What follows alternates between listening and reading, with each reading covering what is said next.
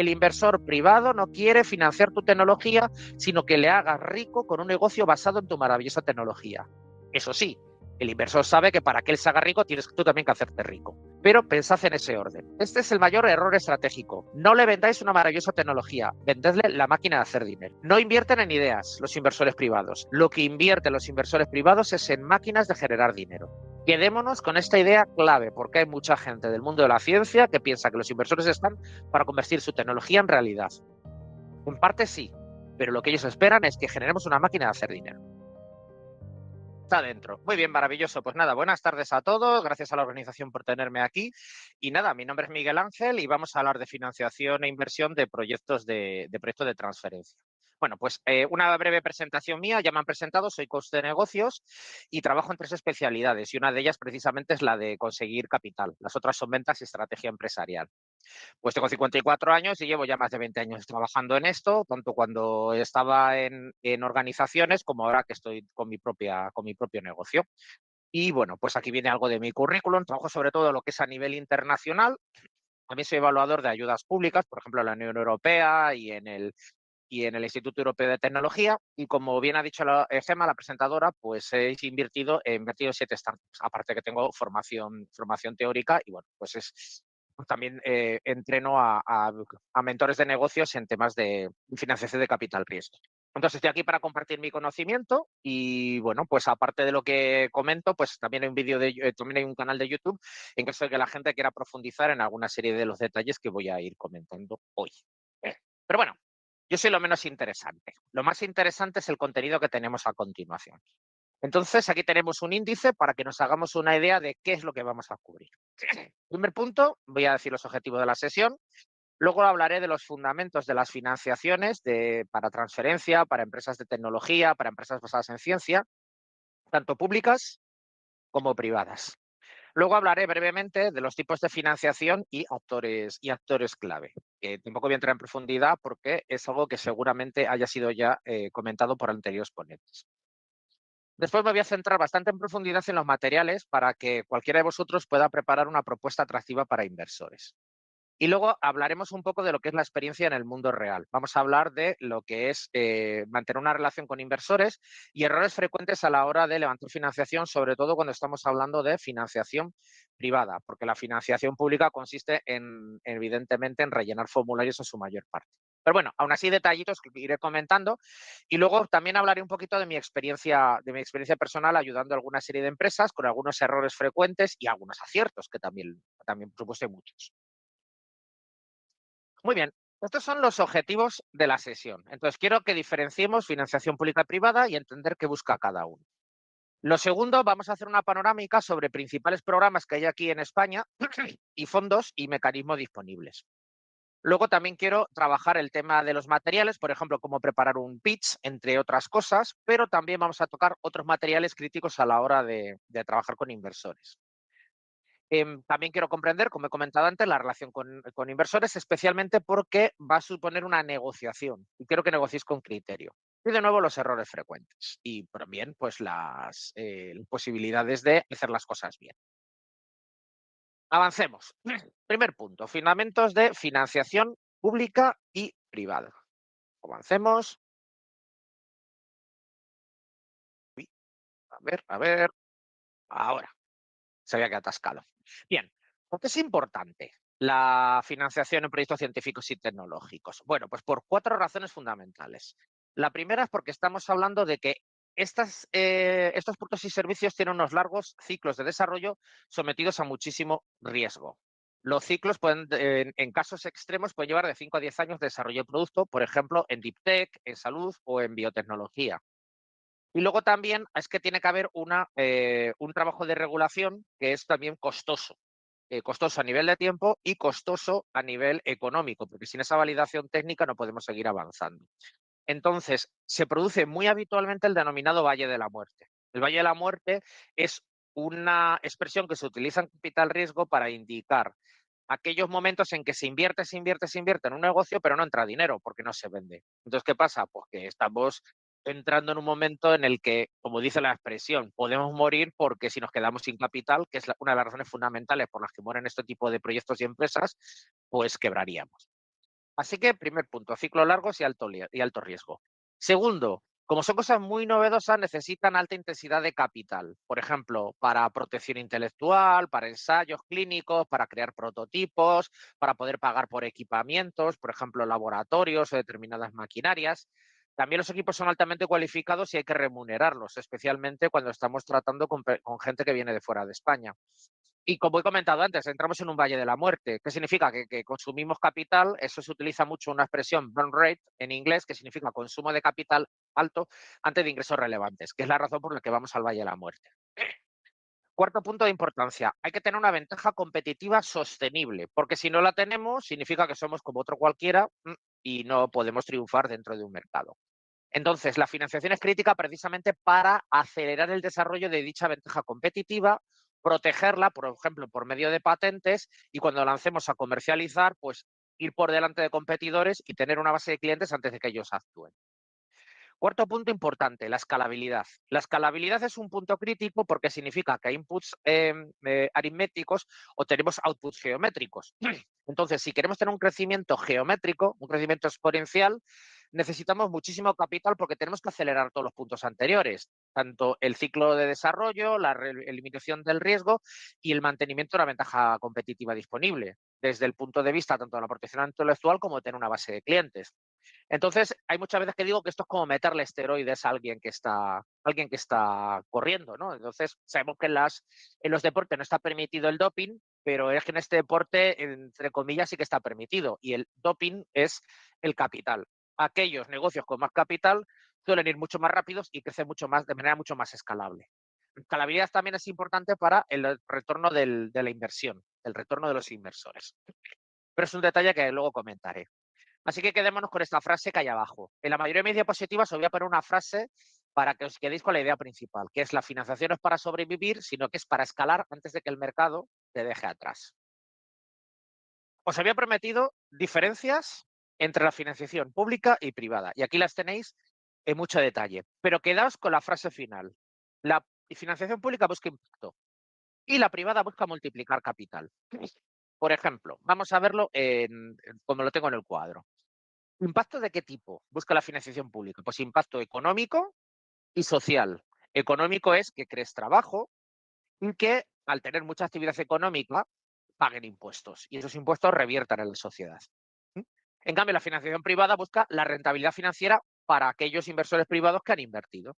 Evidentemente, de rebote, pues va a haber un impacto económico y social, pero no es la prioridad. La prioridad de la financiación pública es todo lo contrario. No que se beneficien unos particulares, aunque terminarán beneficiándose, sino ese impacto tanto en los impuestos como en el trabajo y que beneficia al global de la sociedad, porque también salen productos y servicios que hacen que la vida sea mejor. Eso es lo que se está comentando en la segunda línea. Y la financiación privada, cuando estaba diciendo que busca una rentabilidad financiera, me estoy refiriendo a una rentabilidad de multiplicar el capital invertido de 4 a 12 veces e incluso más, en un periodo de tiempo de 5 a 10 años. Permitidme que pare en este punto, porque es un punto crítico.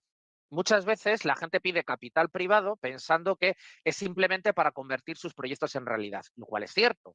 Lo que sucede es que no es consciente del retorno de la inversión. Vamos a ponerle números para que se entienda. Imaginemos que, por hacer las matemáticas sencillas, el retorno que espera un inversor privado es 10 veces. Si yo pido, voy a inventarme una cantidad, $500.000 de financiación para hacer todo lo que he visto en la diapositiva anterior, tengo que retornar, por ejemplo, 10 veces. Por lo tanto, $500.000 multiplicado por 10 son 5 millones de euros. Por lo tanto, tengo que generar 5 millones de euros. Ese es el tipo de impacto que busca la financiación privada de capital riesgo. Instrumentos para invertir. Pues son bastantes. En el caso de la financiación pública está desde las subvenciones, que es dinero a fondo perdido, préstamos participativos como los que da ENISA, que son préstamos que se convierten en capital riesgo, es decir, que en el caso de que de que no funcione el negocio, pues muchas veces no se cobran, pero en el caso de que sí haya éxito con el negocio, se tienen que ir pagando en condiciones mejores que las del mercado. Y también la financiación pública tiene sus fondos de capital riesgo y a veces coinvierte con privados. Eso es habitual, por ejemplo, a nivel europeo. Y luego hay comunidades autónomas, yo he trabajado mucho en País Vasco, que tiene también su capital público, capital riesgo público. Cataluña también lo tiene. ¿Cómo es la financiación privada? Pues la financiación privada es sencillamente que vendo un trocito de mi empresa. Mi empresa está dividida en trocitos llamados participaciones, si es una SL, o acciones, si es una sociedad anónima, y lo que vendo es un porcentaje de los mismos. Habitualmente los emprendedores en etapas iniciales venden hasta un máximo del 30%, pero vamos, lo ideal es entre un 5 y un 15-20%, porque como no vayamos aumentando la valoración del negocio, que es por cuánto lo valemos, pues no vamos a venderlo todo desde el principio, porque luego nos quedaremos sin participaciones que vender. ¿Qué riesgos asumen cada uno de los inversores? Bueno, pues los inversores públicos son muy tolerantes a la incertidumbre tecnológica. De hecho, muchos de ellos están precisamente para llegar a esa certidumbre. ¿Por qué? Pues porque los inversores privados, aunque se llamen de riesgo, quieren realmente acelerar proyectos, no convertirlos en realidad. Por lo tanto, la financiación pública se centra mucho en convertirlos en realidad. La financiación privada, alta rentabilidad basado en alta escalabilidad. Es vender mucho y ganar mucho dinero. Luego le detallaré. Y claro, este inversor, al hacerse con un control de la sociedad, pues nos podemos imaginar que el control de la financiación privada es bastante alto. ¿Por qué? Pues porque lo que quiere es que las métricas, es decir, los indicadores, vayan funcionando muy bien, especialmente aquellos que les van a permitir conseguir la línea número 2, que es ese retorno de por 4 o por 10 veces en 5 o 10 años. Va a haber muchísima presión. En el caso de la financiación pública, la presión es menos. Evidentemente, pues quieren que se cumplan hitos y quiere que se cumplan hechos administrativos, pero no es una presión tan grande por el hecho para poder triunfar. Lo que sucede es que, evidentemente, si no lo hacemos, pues no podremos ir a por líneas posteriores o no se renovará la que ya tenemos. Así que espero que con todos estos detalles se haya quedado bastante claro la diferencia entre unos y otros. En el caso de qué te va a exigir cada tipo de financiación, la financiación pública te pide alineación muchas veces con las prioridades estratégicas del entorno geográfico en el que esté. Si es europeo, alineación con las prioridades estratégicas europeas. Si son regionales, pues con las líneas estratégicas de cada región. Por decir un ejemplo, pues País Vasco es una región muy centrada en temas industriales o en temas biotecnológicos. Extremadura, con quien también he trabajado, pues también tiene mucha relación con la parte médica, pero también con la parte de agricultura y la parte de alimentación, como también sucede, por ejemplo, con Navarra. ¿Mm? La financiación pública busca impactos medibles, busca las justificaciones técnicas. Es muy necesario estas justificaciones para cumplir con el procedimiento administrativo. La parte burocrática puede ser bastante onerosa y a menudo coinvierten con financiación privada. Es más, la tendencia es a exigirlo porque evidentemente en la administración pública no hay grandísimos expertos, hay muy pocos expertos en meter las cantidades que termina metiendo la financiación privada. Entonces no hay grandes analistas como lo privado y por eso quieren coinvertir para de esa manera ir uniendo los riesgos. La financiación privada, bueno, pues es un mercado enorme, es un mercado en crecimiento. Llevo más de 20 años en este ecosistema y hemos pasado desde que la financiación privada era algo prácticamente muy poquito conocido, ahora que está absolutamente de moda. También lo que busca es esa ventaja competitiva sostenible porque es como tener un gran jugador en un equipo de fútbol. Si tú lo tienes, te va a dar esa ventaja. Entonces está buscando siempre en sus inversiones tener esas ventajas para poder obtener esa rentabilidad de 10 veces múltiplo que he comentado anteriormente. También exige que tengamos un equipo completo, apto y multidisciplinar, que quieren invertir en el momento justo, ni antes ni después. A este punto, el timing es crítico, porque imaginemos que invertimos ahora en una red social, pues llegamos un poco tarde. ¿Y qué pasa si invertimos ahora en un nuevo modelo de inteligencia artificial? Pues a lo mejor estamos a tiempo. También busca la salida clara a la inversión, porque esto es un matrimonio de conveniencia, y también el retorno que hemos comentado. Bueno, pues ya he comentado las principales diferencias y ahora vamos a ver una panorámica breve de los tipos de financiación y los actores clave. No voy a detenerme mucho, simplemente a refrescar conocimientos porque me consta que esto ha sido tocado en presentaciones anteriores, pero es necesario para tener el contexto. Así que vamos a ver, financiaciones públicas. Bueno, pues como ya he dicho, son fondos procedentes de administraciones regionales, nacionales, europeas. Su destino es impulsar innovación y competitividad, generar empleo y actividad económica, reducir riesgo tecnológico y acelerar la transferencia de tecnología. Las formas, ya lo he comentado, subvenciones, préstamos, participativos o blandos, o lo que llaman la financiación doble, dual o blended finance en inglés, que puede haber una parte de subvención y una parte de que la financiación pública compra participaciones. Esto es muy típico a nivel europeo, sobre todo en las grandes etapas como el EIC Accelerator. Aquí tenemos algunos de los ejemplos de programas europeos clave. Por lo tanto, lo que busca en esta financiación pública no es rentabilidad directa, sino el impacto económico y crear esas nuevas tecnologías. A nivel europeo, pues evidentemente lo que quiere es competir contra China, Estados Unidos, etcétera. Algunos programas clave a nivel europeo. Un punto importante para que lo tengamos todos claros. En la mayoría de los programas que voy a contar a continuación, se exige que la empresa esté constituida. ¿De acuerdo? Lo digo porque me consta que en la audiencia va a haber mucha gente que provenga del entorno científico y está acostumbrada a solicitar ayudas a fondo perdido. Está bien y hay algunas, pero la mayoría aplican cuando, cuando ya tenemos una empresa constituida. Y en el caso europeo, además, cuando tengamos un enfoque comercial. ¿Qué quiere decir? Que aunque tengamos la empresa constituida, empecemos ya a estar cerca de vender o estar en nuestras primeras ventas. Programas críticos, pues la mayoría de los del Horizon Europe que tenemos aquí, que son, como vemos, entre 2 y 8 millones de euros, los que podemos conseguir para TRL 4 y 7 y generalmente en proyectos colaborativos. El EXI Accelerator es una de las joyas de la corona, en la que podemos obtener solamente en dinero a fondo perdido hasta 2,5 millones y hasta 10 en capital social, que luego además se puede combinar con otra inversión privada. TRLs más altos, 6,9, y generalmente son pues para grandes empresas tecnológicas, Deep Tech, que estén vendiendo a punto de comercialización. Esto es la joya de la corona y es altísimamente competitivo. La tasa de éxito es el inferior al 10%. El Instituto Europeo de Tecnología, o EIT, tiene programas también altamente competitivos en alguna de sus diferentes especialidades, por ejemplo, en EIT Health. Algunas veces aporta capital parcial y también es muy importante que el EIT te da acceso a redes de mucho valor. Por ejemplo, en el caso de EIT Health, a hospitales, corporaciones e inversores. Europa está para financiar el riesgo tecnológico que el mercado privado aún no asume. Y en el caso español, pues como he comentado en el caso europeo, casi todos exigen la sociedad mercantil creada. Los retos de colaboración del CEDETI, bueno, pues son financiaciones mixtas de subvención más préstamo, son ideales para transferencias tecnológicas y estructuradas en colaboración para empresa, TRL 4.7.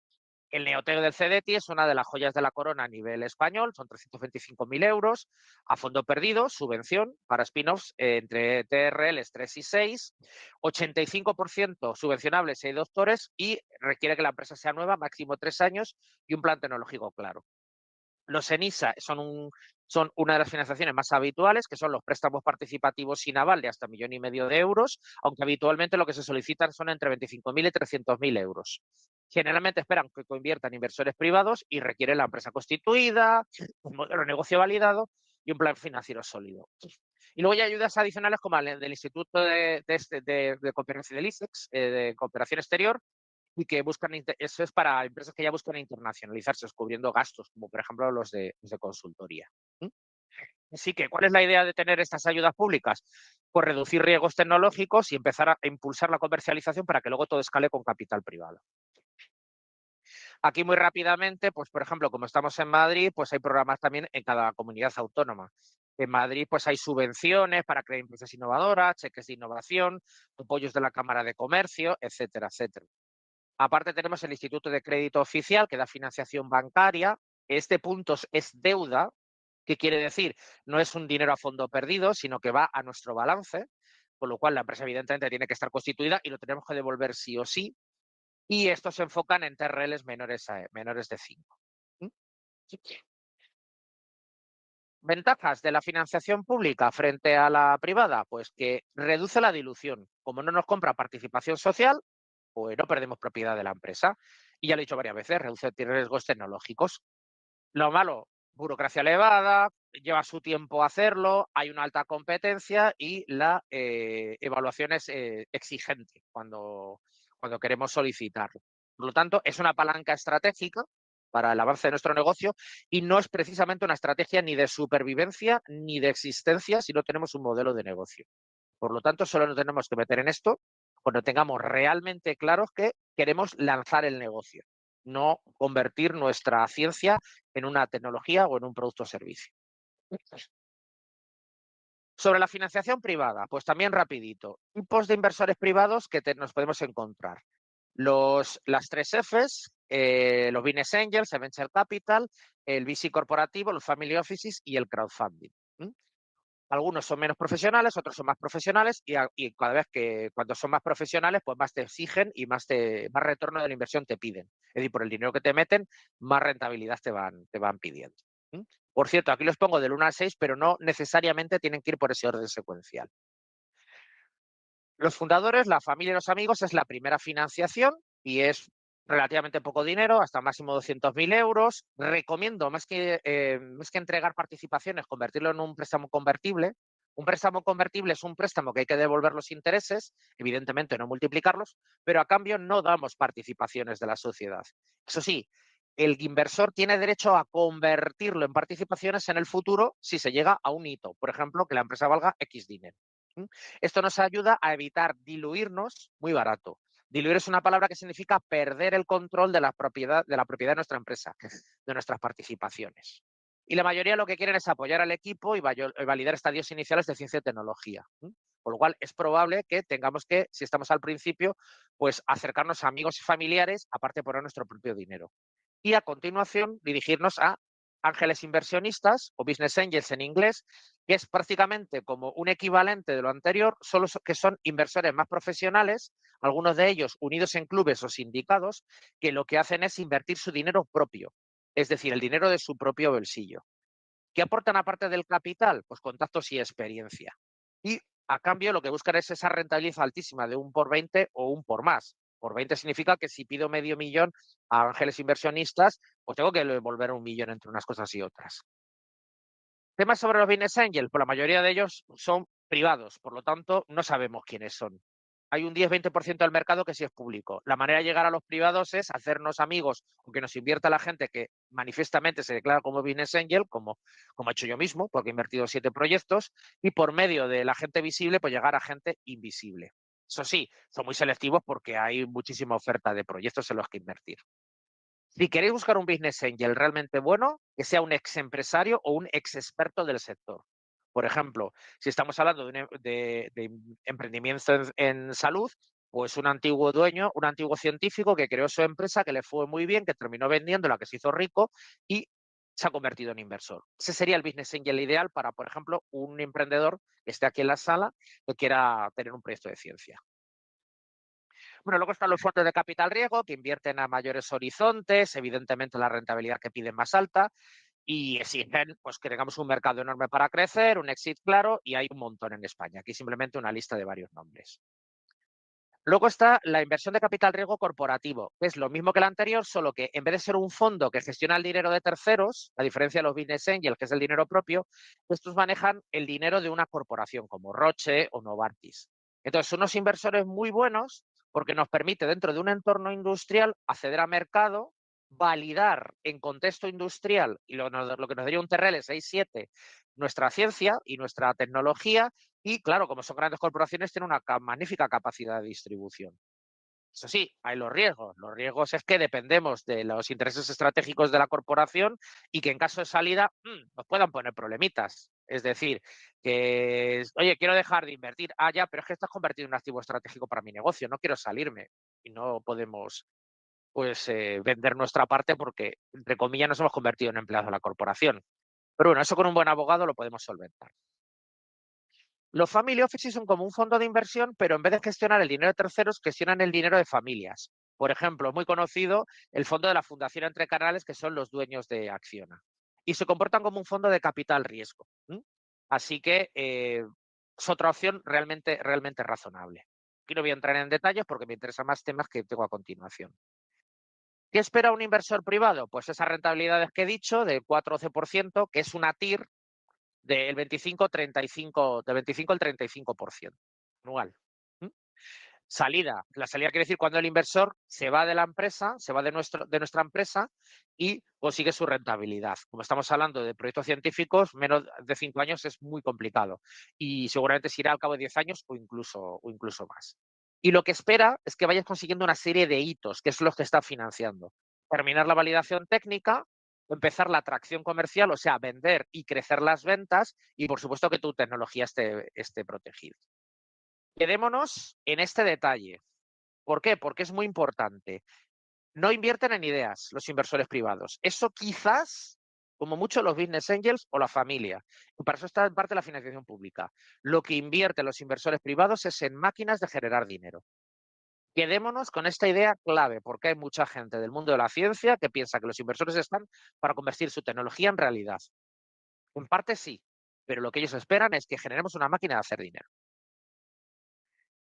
Estupendo. Pues nada, vamos a hablar ahora de los materiales para que podáis preparar una propuesta muy atractiva para inversores. Así que, la pregunta real para el inversor. A ver, primer punto. ¿Qué tenemos que decir en los materiales de inversión? Voy a dividir esta parte de los materiales en dos cosas. Primero, lo que tenemos que decir y segundo, los materiales en sí que tenemos que crear. Entonces, la primera pregunta es ¿qué tenemos que decir? Y eso se relaciona con lo que busca el inversor. El inversor quiere una empresa viable, factible, invertible y la tenemos que demostrar. ¿De acuerdo? Recordemos, no van a invertir en tu tecnología, como dice la frase, van a invertir en su retorno de la inversión, si por 4, por 10, por 12, incluso por 20. ¿Mm? ¿Qué significa que la empresa sea viable, factible o invertible? Bueno, pues viable significa dos cosas. La primera, que tenemos un mercado enorme. Tenemos que demostrar, si queremos conseguir inversión privada, bien la financiación pública, que tenemos un mercado enorme, tenemos que demostrar tamaño y crecimiento de mercado, como por ejemplo con las cifras del TAM Samsung, el Total Available Market, etcétera. Y luego tenemos que demostrar clientes y dinámicas de venta. Quién compra, cómo se les alcanza, cómo vendemos nuestro producto, cómo es un ciclo comercial, lo que dura, si podemos vender varias veces lo mismo. Y tenemos que demostrar una validación de mercado, que tenemos pilotos, que hay cartas de intenciones o LOIs de empresas que nos vayan a comprar, demostrar primeras ventas y primeras facturación. Y todo eso con métricas como, por ejemplo, el SAC, el CAC, que es el coste de adquisición de cliente, el MRR, que es el dinero que ingresamos mensualmente o anualmente, el ARR, y el Lifetime Value, que es el dinero que le sacamos al cliente mientras está con nosotros. Es crítico, si queremos conseguir inversión, demostrar el mercado grande, porque si no hay un mercado grande, ¿cómo vamos a vender lo suficiente para dar los múltiplos que piden los inversores? Sería imposible. También es viable la ventaja competitiva, que es ese punto que os he comentado antes que a los inversores les interesa muchísimo. ¿Mm? Entonces, para demostrar que tenemos una ventaja competitiva, tanto inversores privados como inversores públicos, tenemos que analizar precisamente contra quién competimos. Es decir, quiénes son nuestros competidores directos, quiénes nos pueden sustituir, cuán fuertes son, cómo reaccionarían ante un nuevo actor. Si alguien sabe de economía, un análisis de las 5 fuerzas de Porter aquí vendría fantásticamente, fantásticamente bien. ¿Mm? Y también entiendo que estamos desarrollando tecnología y podemos decir, bueno, es que mi tecnología es la primera, por lo tanto no tenemos competencia. Estupendo. Pero por eso he comentado de que tenéis que pensar en sustitutos, porque si no hay competencia y somos buenos, vosotros tranquilos que competidores saldrán. Así que tenemos que demostrar un conocimiento de lo que es el entorno. Así que esto es clave. ¿Por qué? Porque daos cuenta de que el inversor está con nosotros 5, 10, 15 años. Entonces, si no tenemos esa ventaja durante ese periodo de tiempo, pues a lo mejor los 2 primeros años podemos jugar, pero el resto de los años nos van a ganar los competidores. Y es algo que queremos evitar. De hecho, quedaos con esta frase del profesor del IES, Rob Johnson. Sin ventaja competitiva, sembramos para otros. Imaginemos que hemos mostrado mercado y ventaja competitiva. Somos viables. Siguiente punto que nos exigen los inversores, ser factibles. Para ser factibles tenemos también que demostrar dos cosas. Primero, el equipo, que os he comentado antes que son los puntos que ven los inversores por activa y por pasiva. Así que podemos tener una tecnología que sea medianamente buena, pero si no tenemos un equipo que sea capaz de realizarlo, los inversores no estarán interesados en nosotros. Un gran equipo mejora una tecnología que no sea la top. Entonces, ¿qué tenemos que demostrar? Dos cosas, experiencia y credibilidad. Y si no tenemos experiencia, insistir en la credibilidad. Es decir, que mi equipo tiene capacidad de ejecución, o porque lo hizo en el pasado, o porque tiene los estudios o tiene la energía para hacerlos en el presente, sobre todo si eres joven. Y también ausencia de señales de alerta. Una señal de alerta es, bueno, es que yo quiero lanzar el negocio, pero yo no voy a dejar mi puesto de funcionario en la investigación. Si ese es el caso, mejor contrato un CEO que esté a tiempo completo llevándote la empresa. Y ya que menciono la palabra CEO, también esperan los inversores que tengamos el equipo completo con 4 puestos cubierto mínimo, que son el CEO, que es el que tiene la visión y liderazgo de la empresa, que no ve el hoy, que ve el futuro cercano, dentro de 12 meses o más. el director técnico que crea el maravilloso producto y servicio, aquí seguramente va a estar porque muchos de vosotros podría perfectamente ocupar ese papel. Luego necesitamos el que venda, el perfil comercial. A veces lo hacen los fundadores, que puede ser el CEO y el CTO, pero según vayamos creciendo es ideal tener una persona especializada. Y luego, según vayamos creciendo, necesitamos perfiles de operaciones, gente que se encargue del día a día, especialmente con los clientes y con la organización de nuestra empresa. Por ejemplo, en vuestro caso será crítico el tema regulatorio. Es un especialista que nos ayude a ir consiguiendo las distintas aceptaciones regulatorias. Los directores de operaciones, a diferencia de los CEOs, no ven de 12 meses en adelante. Ven de 12 meses para hoy. Cortísimo plazo. Quedémonos con este detalle. Un inversor puede perdonar el riesgo tecnológico, pero la incompetencia ejecutiva no. Tenemos un buen equipo, pero también tenemos que demostrar que estamos en el momento adecuado. Se utiliza esta expresión, el timing. El timing significa, como he dicho antes, que ni estamos ni demasiado pronto ni demasiado tarde.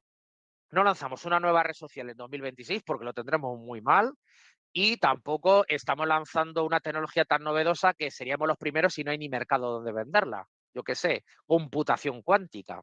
A lo mejor todavía no existe. Necesitamos estar en el momento justo. ¿Cómo lo podemos demostrar ante los inversores? Analizando nuestra industria. ¿Qué significa? Analizar el entorno en el que nos estamos moviendo. ¿Cuál es nuestro posicionamiento frente a los competidores? Si los competidores tienen la madurez y los recursos necesarios para poder llegar a nuestro nivel o si los tenemos nosotros. Así que para demostrar el timing, lo que espera el inversor, quedaos con la frase del fondo, que tengas analizada tu competencia y tus sustitutos. No a ti mismo, que tú ya te conoces, sino el entorno en el que vas a competir. Esto es, en el caso del fútbol, es no analizar tu equipo, sino analizar el equipo contrario, que eso lo hacen todos los entrenadores de fútbol. Y si las cosas van mal, tener un plan B y un plan C, porque en 5, 10, 15 años la competencia se mueve seguro. ¿Hemos demostrado equipo y timing? Perfecto. Ya tenemos que cumplir con lo último que nos piden los inversores para que le digamos en los materiales. Primera, que recordemos, tenemos que multiplicar el capital. Por lo tanto, tenemos que demostrarlo de manera financiera. ¿Cómo? Con un modelo de negocio escalable. Os he dicho que son inputs aritméticos, outputs geométricos. Permitidme que lo diga de otra manera. Cuanto más vendemos, más ganamos. Y en términos económicos, cuanto más ingresos tenemos, más bajan nuestros costes variables, con lo cual aumenta el margen. Y se produce ese círculo virtuoso. Tenemos que demostrar hitos donde estas cosas van a ir sucediendo. Las proyecciones financieras a 3 y 5 años, que tenemos suficiente caja para aguantar año y pico, 2 años sin quebrar. Se utiliza una expresión en inglés para indicar esto, runway, que es pista de lanzamiento. Como tengamos poca caja, lo podemos pasar muy mal. Los negocios en gran parte se hunden por la caja. Y también tenemos que demostrar a los inversores que se pueden salir de la inversión. Recordemos que no se casan de por vida. Permitidme que amplíe este punto. Sin salida clara para el inversor, no va a haber inversión. El inversor no se quiere quedar atrapado. ¿Cómo lo podemos hacer? Pues demostrando que hay un camino de salida. Y dejémonos de cosas raras. Lo más habitual es que nos compre otro. Si tenemos nuestro proyecto, lo normal, sobre todo si pedimos financiación privada, es que o una empresa de nuestro entorno industrial, un competidor, o una empresa en crecimiento, o una empresa internacional que entre en España o en otro país, o un fondo de inversión mucho más grande que el anterior, compre todo o parte de nuestro negocio. ¿A cuánto se paga el negocio que se compra? Se paga a múltiplos de EBITDA. EBITDA es una métrica financiera que significa ingresos antes de intereses, impuestos, depreciaciones y amortizaciones. Y en el mundo de la compraventa de empresas es el capital que se utiliza, es el capital que sirve de indicador de lo que produce la empresa. Por lo tanto, lo que se compra es a múltiplos. Un múltiplo habitual es el 8 o el 10. Y quiere decir, si yo compro esta empresa ahora, estoy como anticipando 8 veces los ingresos que va a ir de EBITDA, los EBITDAs que va a tener en los próximos años. Es decir, que estoy anticipando al comprador lo que va a ganar y sí, ahora pierdo dinero, pero en el futuro lo voy a recuperar porque esto es una máquina de hacer dinero en crecimiento. Entonces, todo esto lo tendremos que ir demostrando, aunque sea de manera muy, muy, muy inicial, que entiendo que no sabemos qué va a pasar en 5 o 10 años, pero tenemos que contar una historia de lo que puede suceder dentro de 5 y 10 años. Que si no, no demostraremos una salida al inversor. Y también tenemos que demostrar que tenemos control del riesgo, tanto del riesgo técnico, del riesgo regulatorio, del riesgo comercial, del riesgo financiero. Los planes B y los planes C. Los hitos. En este hito, por ejemplo, en un año tendremos el producto terminado, en 2 años estaremos regulados, en el año 3 tendremos ya suficiente número de ventas y mientras tanto iremos controlando no quedarnos sin runway, no quedarnos sin financiación o sin caja. ¿Mm? Y si la cosa no sale bien, tenemos un plan para mitigarlo. Porque, insisto, el inversor entra en el año 26, pero va a estar con nosotros hasta el año 34 o 35. Entonces, quiere saber que estamos preparados para lo que pueda venir. ¿Mm?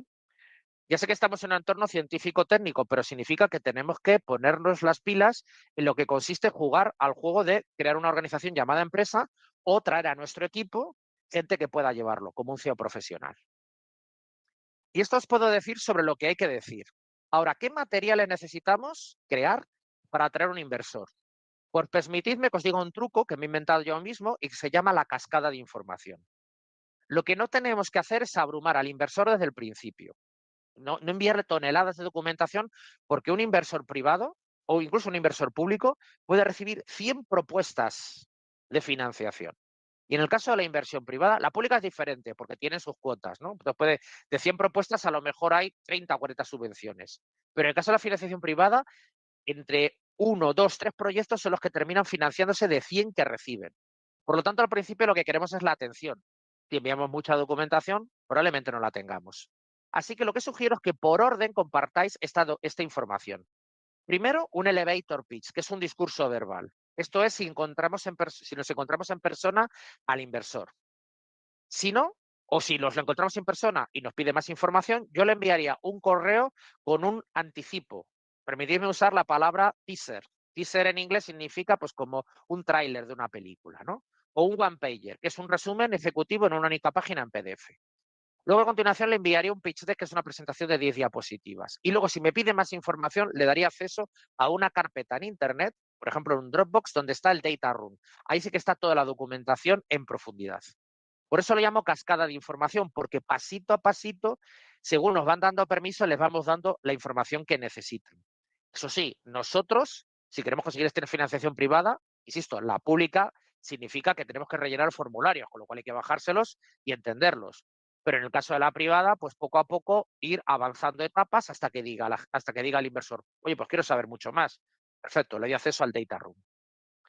En detallitos, el elevator pitch es tu frase memorable en 30 segundos. Aquí tenéis un ejemplo. Permitidme que la lea. Los hospitales pierden cada año por la fragmentación de la información clínica. Hemos creado una infraestructura que integra esos datos en tiempo real y mejora la eficiencia un 200%. Ya está validada en entornos hospitalarios como el Hospital Ramón y Cajal y operamos con modelo SaaS escalable en un mercado europeo multimillonario. Buscamos 2 millones de euros de inversión para acelerar la expansión y construir una compañía con potencial de multiplicar de 5 a 10 veces el capital invertido por ustedes en 7 y 10 años. Esto es para aprendérselo de memoria y cada vez que estemos delante de un inversor, contarlo. ¿Cuál es el objetivo? Curiosidad.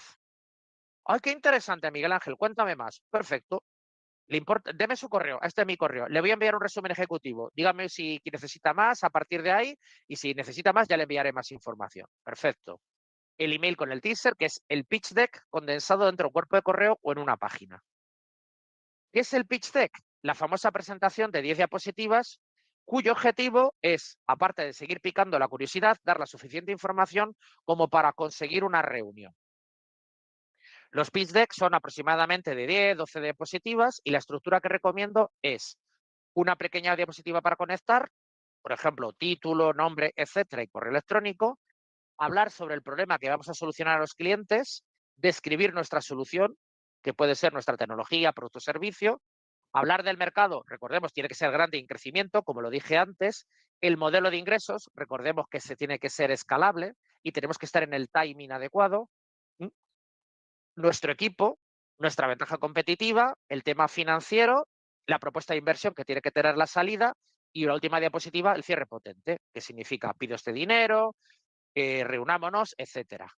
El tema de viable, factible e invertible, os lo recuerdo, mercado grande, ventaja competitiva, equipo completo y que ejecuta, timing perfecto, el negocio escalable y la oportunidad de salida, esos 6 conceptos tienen que estar divididos y explicados en todas estas diapositivas, porque tenéis que enamorar al inversor. Y en caso de duda, si queréis pasaros de contenido, el truco, en la parte del problema. La mayoría de los emprendedores dan el problema por hecho y rápidamente hablan de la solución porque es lo que han desarrollado. El negocio está en solventar problemas. Si tenéis que dedicarle más tiempo, siempre la primera diapositiva, el problema. Truco de experto. Ideas clave. Bueno, os las he comentado antes, así que como queda poco tiempo, permitidme que pase esta diapositiva. Por cierto, no deis por hecho que el inversor entiende vuestra ciencia. Esto no es para dar una clase técnica, es para hablar de negocios. Todo claro, visual, numérico y con números claritos. También llamo a mucho a lo que es el cierre memorable. El cierre memorable es que digáis al inversor que este negocio va a ser extraordinario y que vosotros sois las personas adecuadas para llevarlo a cabo. No lo he comentado antes, pero lo digo ahora. El inversor busca también seguridad en vosotros, que seréis capaces de llevarlos a cabo. Tenemos que darlo.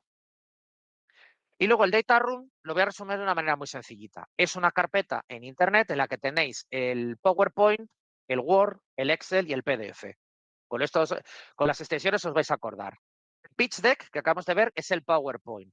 Luego irá vuestro plan de negocio de 30 páginas, escribiendo cómo va a funcionar la empresa. Eso es el Word. El modelo financiero, el Excel, que tendrá el balance, las pérdidas y ganancias y el flujo de caja.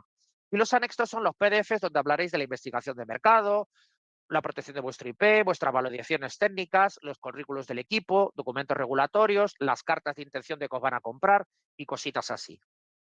Eso es ideal para que vea el inversor que estáis organizados y que las cosas funcionen. Respecto al modelo financiero, incluid lo que vais a ganar en los próximos 3-5 años, el dinero que quemáis al mes, los hitos por cada fase, es decir, que si la inversión entra aquí, llegaré hasta aquí y la siguiente inversión que entra dentro de 2 años, llegaré hasta allá. Y también truco de experto, no hagáis un escenario, haced 3, el base, el optimista y el conservador. Tenéis que vuestro Excel hacerlo de tal manera que permita al inversor hacer 3 test de estrés. Por eso hace falta un escenario pesimista para que vea en qué condiciones realmente difíciles todavía funcionaría el negocio y su inversión. Y bueno, más cositas, tenerlo todo preparado antes de poneros delante de los inversores. Esto se le llama el roadshow. Preguntas preparadas, diapositivas conocidas, el pitch deck aprendido, objeciones anticipadas, un abogado experto a vuestro lado y a hablar con él y hacer un calendario de reuniones y mucha suerte. Muy bien, ya tenéis los materiales. Último punto, relaciones con inversores y errores frecuentes. Vale, punto importante, levantar capital no es un evento, es un proceso. Va a durar de 6 meses a 1 año. Por lo tanto, no se improvisan 5 minutos. Lo que sugiero es que hagáis una base de datos, truco de experto, de 15 a 20 fondos a los que querráis dirigiros.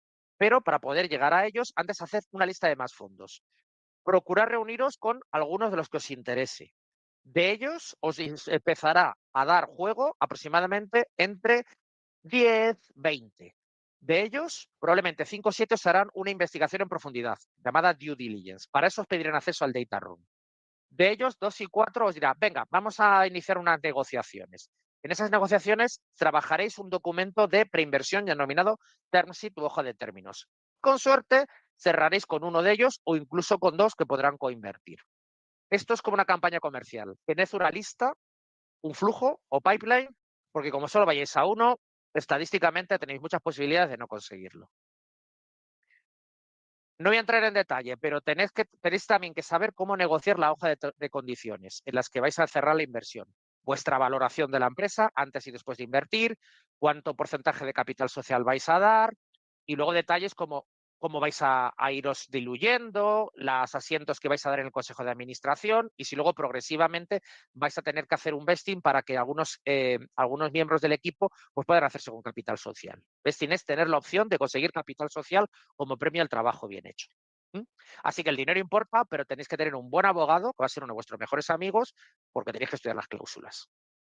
Luego vendría el due diligence, que es una investigación en profundidad de los inversores a nivel técnico, regulatorio y comercial para ver si de verdad estáis listos para ser invertidos.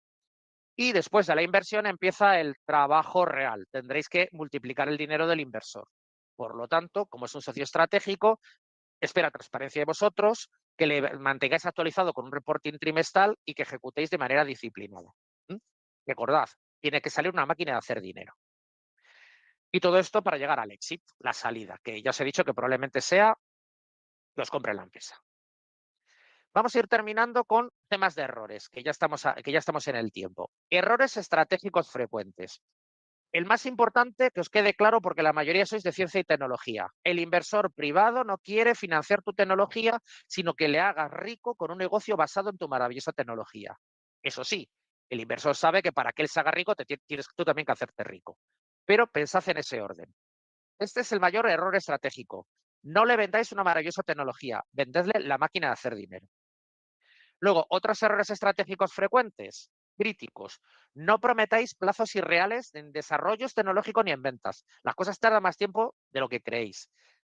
El pitch no lo hagáis excesivamente técnico. No asumáis que el inversor sabe de ciencia, de tecnología, tanto como vosotros. Luego, no hagáis hacer caso omiso a todos los consejos y trucos anteriores. Por ejemplo, no habléis del retorno a la inversión, no le digáis la salida, no dadle un data room caótico o pedid cláusulas que bloqueen rondas futuras o incluso la ronda actual. Todo al final es un juego de confianza. Ellos son cada vez más profesionales y esperan que vosotros lo seáis. ¿Cómo evitar estos errores? Para que nos pillen. Proyecciones realistas con escenarios, un roadmap con hitos verificables, la ciencia siempre hay que traducirla en impacto económico, dinero, estudiad a los inversores antes de hablar con ellos, no improvisadamente, siempre el abogado y pensad hoy la ronda, aunque sea dentro de 2 años. Y el inversor no es tu enemigo eres tú. Ni conocer tu número, ni conocer tu mercado, ni conocer tus riesgos es lo que te hará daño. Y ya con algunas anécdotas para terminar la presentación. Por ejemplo, me acuerdo del caso de una empresa llamada Optec for Life, que una de sus dificultades para conseguir dinero era que tenían un pitch excesivamente técnico, en el que no hablaban de ninguna tesis para el inversor. Entonces, ¿qué es lo que hice con ellos? Reposicioné lo que era su pitch, traduciendo en métricas económicas toda la parte clínica completa. ¿Cuál fue el resultado? Que ya tiene una presentación que da mayor claridad ante los inversores y actualmente están en ronda. Otra empresa con la que trabajé unos años es BioHope, desde Madrid, en la que tenían un modelo financiero poco defendible y yo trabajé en reestructurarlo, en definir los sitios y en alinear la reducción del riesgo con las necesidades de capital. ¿Cuál fue el resultado? El resultado es que les ayudamos a conseguir 2 millones de euros, de los cuales Isabel, la CEO, me atribuye a mi trabajo personal medio millón de euros. Así que la lección es que el modelo financiero es una herramienta de negociación y no es solo un Excel. Y la última anécdota, y esta es la negativa, Fundslink. Fundslink es una empresa que ya no existe y que quebró. ¿Por qué quebró? Porque los que la crearon, los fundadores, eran ejecutivos de bolsa con mucho dinero que financiaron en su producto medio millón de euros sin validar demanda del mercado. Estuve trabajando con ellos y les di una serie de consejos, que antes de hacer una inversión tan onerosa, hicieron una investigación de mercado, definieran su cliente prioritario, hombre, que hicieran un producto más baratito para hacer las pruebas. No me hicieron caso y ¿cuál fue el resultado? Quebraron en 3 años con 4 millones de pérdidas. Una verdadera catástrofe.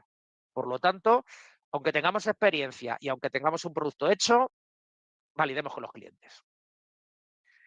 Vamos a terminar. ¿Qué marca realmente la diferencia? Pues que conseguir financiación no solo depende de una buena ciencia, un buen PowerPoint, conocer todo lo que os he estado comentando aquí. Depende de estas 5 cosas. Que elijas el capital adecuado y en el momento adecuado. Que construyas una tesis sólida para el inversor correcto. Que estructures bien tu ronda. Que negocies cláusulas que no hipotequen el futuro y prepara desde ya tu ronda futura. La diferencia entre cerrar o no cerrar una inversión no va a ser tu tecnología ni tu ciencia, es tu preparación estratégica. He visto proyectos con tecnología mediocre levantar millones por la estrategia correcta. El proyecto brillante es cerrar por falta de estructura. Así que la diferencia, de nuevo, ni la ciencia, ni la tecnología, ni vuestro maravilloso producto o servicio. Es la diferencia, la ejecución estratégica. Con esto termino. Si alguno de vosotros está en este punto, podemos hablar ahora, que es turno de preguntas, o hablamos más adelante, que aquí están mis datos de contacto. Esto es todo lo que quería compartir. Muchas gracias, Miguel Ángel. Muy interesante y muy bien explicado. Confío en que habrá ayudado mucho a la gente que te está escuchando. De momento no tenemos ninguna pregunta, Recuerdo que podéis preguntar todas las preguntas en el chat, pero mientras, pues, bueno, puedo hacerte yo las preguntas, que como me Bien, las hacen a mí, te puedo hacer yo las preguntas más comunes que sé que le ayudará a la gente. genial. Entonces, por ejemplo, una pregunta que me hacen es, ¿qué te preguntan los inversores? ¿Cuáles son las primeras preguntas que te hacen y qué datos tendrían que estar preparados que no están en la presentación, en el pitch?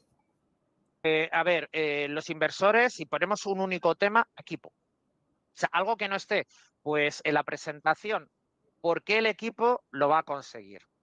Y muchas veces es un tema, es una combinación de factores. La combinación de factores es que tengo el conocimiento técnico, nivel científico o a nivel tecnológico, tengo la experiencia empresarial y luego tengo el carácter, la energía para poderlo llevar a cabo y con mi puesto dentro de lo que es la organización. Por ejemplo, un detalle que no viene en la presentación es que he hablado de que el equipo perfecto tiene un CEO, un CTO, un vendedor y un COO, director de operaciones. Pues permitimos un detalle curioso que se dan cuenta los inversores, el carácter. Yo muchas veces utilizo el fútbol como símil, ¿no? Entonces, en los equipos emprendedores hay delanteros y defensas. ¿Quiénes son los delanteros? Los que quieren meter goles. Los defensas, los que quieren proteger la portería. ¿Quién serían los delanteros? El CEO y el vendedor. Ujú. Fijémonos en el carácter. Suelen ser personas extrovertidas, suelen ser personas con muchísima energía, con don decentes. Su defecto, se van muy lejos, se van por los cerros de Úbeda, sobrevenden, bla, bla, bla. Veamos el otro, los técnicos. El director de operaciones suelen ser personas más introvertidas, más centrados en el detalle. No les gusta estar en el escenario. Ejecutan, ejecutan, ejecutan. ¿Cuál es su parte mala? La parte mala es que, claro, si necesitamos exhibirlos, pues no tienen don de gentes y no quedan bien. Un buen inversor dice, tiene que haber una combinación de ambos. ¿Por qué? Porque si tenemos personas que sobrevenden lo que uno no ha creado, eso es un problema. Pero si luego tenemos unos directores de ventas, unos directores de operaciones que no son capaces de entender las necesidades de los delanteros, pues eso tampoco funciona bien. Entonces, por contar la anécdota, me acuerdo hace tiempo, en una de las empresas en las que estuve trabajando, estuve hablando con uno de los desarrolladores de software y me Ujú. decía, qué miedo me da hablar con los clientes. Y hacía el software. Y digo, Me ya, pero es que los resumo. clientes están pagando tu salario y tienes que conocer sus problemas para darles soluciones. Entonces, era muy bien, curiosamente era una chica, era muy buena pica códigos, pero no quería tener ninguna relación con los clientes. Problema. Problema de vendedor. Quiero vender, quiero vender, quiero vender y llega el cliente, oye, quiero comprar esto. Sí, sí, lo tienes ya. Y vuelve a la casa y dice, oye, necesito esto. Y llega el picaco, si no existe. Entonces, un buen inversor quiere ver ese equilibrio, yo digo que es como un grupo de rock and roll también, ¿no? En que podemos pensar en los Rolling por separado y están bien, pero juntos, o los Beatles, o Queen, hacen música sublime. Quiere ver esa armonía, ese feeling. Hay un algo que va más allá de lo que se puede explicar, que ya entra la parte intuitiva. Los inversores expertos tienen intuición porque lo han hecho antes y hay conocimiento que no viene de lo consciente, viene de lo subconsciente. Tenemos también que generar ese subconsciente de que somos aquellos capaces de llevarlo a cabo. Sí, totalmente. Eso lo he visto mucho, mucho en muchos proyectos. Me resulta súper familiar, pero es un punto Exacto, tú muy que eres importante. experta en comunicación lo sabes. Sí, es un punto muy, muy importante que es verdad que muchas veces no se tiene presente. Y luego otra pregunta que también me hacen es, por ejemplo, cuando van a buscar inversión, tienen que ver cuánto dinero tienen que pedir. Ujú. Pero dicen, vale, ¿cómo distinguimos entre lo que son imprescindibles que necesitamos ahora para esta ronda y cuáles son los deseables? Porque los deseables al final son necesarios también en cierto modo. Entonces, ¿cómo podemos Ujú. hacerlo de una manera que no sea muy compleja? Bien, en realidad es una cosa muy sencilla, porque hay muchas teorías de decir, bueno, ¿y cuánto dinero pido? Entonces, ¿qué va el truco? Lo que hay que pedir es el máximo flujo de caja negativo. Fin.